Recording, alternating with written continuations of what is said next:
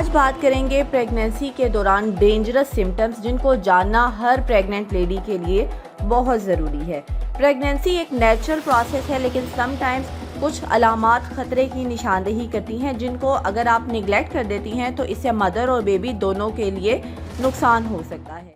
अस्सलामुअलैकुम, this is me doctor Abira Ali और आज के वीडियो में आपको मैं प्रेगनेंसी के दौरान पेश आने वाली 10 ख़तरनाक अलामात के बारे में बताऊंगी जिनको हर प्रेग्नेंट लेडी को जानना बहुत ज़रूरी है। वीडियो कंप्लीट देखिएगा और अगर आप मेरे चैनल पर नए हैं तो चैनल को लाजमी सब्सक्राइब कीजिएगा, बेल आइकन को लाजमी प्रेस कीजिएगा ताकि ऐसी इन्फॉर्मेटिव वीडियोस का नोटिफिकेशन आपको आसानी से मिलता रहे। तो सिम्टम नंबर 1 जो कि ख़तरे की निशानदेही कर सकता है ड्यूरिंग प्रेगनेंसी वो है कि शदीद पेट दर्द होना। अगर आपको मुसलसल या बहुत शदीद लोअर एब्डोमिनल पेन हो रहा है प्रेगनेंसी के स्टार्ट के महीनों में तो ये एक्टोपिक प्रेगनेंसी भी हो सकती है या फिर ये मिसकैरेज की अर्ली सिम्टम भी हो सकती है, तो फ़ौरन डॉक्टर से आपने कंसल्ट करना है।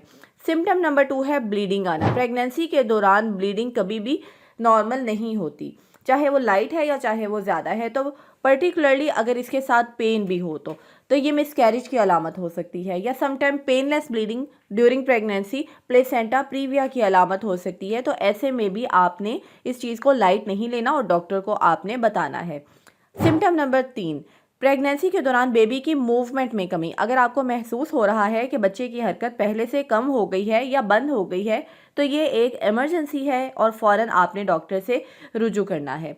सिम्टम नंबर 4, अगर आपको ड्यूरिंग प्रेगनेंसी बहुत शदीद सर दर्द हो रहा है या आंखों के आगे धुंधलापन नज़र आ रहा है, यानी आई साइट आपकी ब्लर हो रही है, तो ये अलामात प्री क्लैम्शिया यानी हाई ब्लड प्रेशर की तरफ इशारा करती हैं जो कि मदर और बेबी दोनों के लिए ही ख़तरनाक सिम्टम है।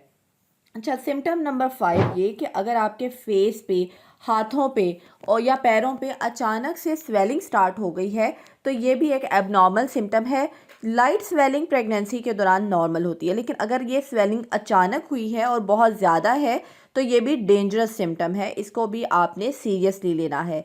सिम्टम नंबर 6 कि प्रेगनेंसी के दौरान अगर आपको तेज़ बुखार होता है तो ये किसी इन्फेक्शन की अलामत हो सकता है। इन्फेक्शन डिफरेंट तरह की हो सकती हैं। आपको सोर थ्रोट हो सकता है, यानी कि आपको रेस्पायरेटरी ट्रैक्ट इन्फेक्शन हो सकती है, या आपको यूरिनरी ट्रैक्ट इन्फेक्शन हो सकती है, यानी मसाने की सोजिश हो सकती है। अपेंडिक्स का मसला ड्यूरिंग प्रेगनेंसी आपको हो सकता है, या आपको गैस्ट्रो हो सकता है। तो किसी भी तरह की अगर आपको इन्फेक्शन होती है या दूसरे सिम्टम्स के साथ आपको तेज़ बुखार की अलामत आती है तो इस सूरत हाल में भी आपने फ़ौरन इसको सीरियस लेना है, डॉक्टर को रिपोर्ट करना है, क्योंकि इन्फेक्शन और बुखार बेबी की ग्रोथ को अफेक्ट कर सकता है और समटाइम्स मदर की इन्फेक्शन से बेबी को भी इन्फेक्शन ट्रांसमिट हो जाती है।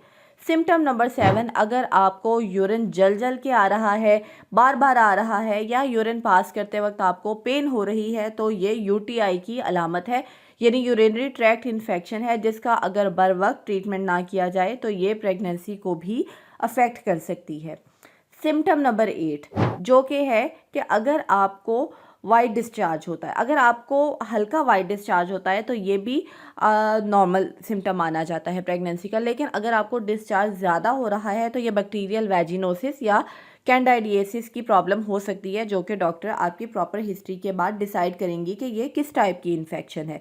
लेकिन अगर आपको बहुत ज़्यादा फ्लूइड एकदम से आने लग गया है, यानी कि एकदम से पानी छूट के आपको पड़ गया है, पैरों तक पहुंच रहा है आपका पानी, इतना ज़्यादा फ्लो के साथ आ रहा है, प्रेशर के साथ वाटर लीक हो रहा है, तो ये बेसिकली वाटर बैग लीक होने की निशानी हो सकती है। पर्टिकुलरली 7-8 मंथ्स के बाद से अगर ये सिम्टम आता है तो ये आपका वाटर बैग लीक होने की निशानी होती है। तो इसमें आपने फ़ौरन डॉक्टर को रिपोर्ट करना है, क्योंकि अगर बेबी का वाटर बैग लीक हो जाए तो एकदम से वाटर लेवल की कमी हो जाती है जिसकी वजह से बेबी की ग्रोथ भी अफेक्ट हो सकती है और बेबी को भी खुदा न खास्ता इन्फेक्शन जैसे प्रॉब्लम्स हो सकती है। सिम्टम नंबर 9, अगर आपको मुसलसल वॉमिटिंग है और कुछ भी आपके स्टमक में नहीं ठहर रहा, इतनी ज़्यादा वॉमिटिंग हो रही है कि आप कुछ खा पी नहीं पा रही, तो ये हाइपर इमेसिस ग्रेविडेरम की निशानदेही करता है, यानी कि आम वॉमिटिंग और नोज़िया इन प्रेगनेंसी से ये ज़्यादा सीवियर वॉमिटिंग होती है जिसमें फ़ौरी इलाज की ज़रूरत होती है। अदरवाइज़ आपका वेट भी कम हो जाता है और आपके बेबी की ग्रोथ भी अफेक्ट हो सकती है।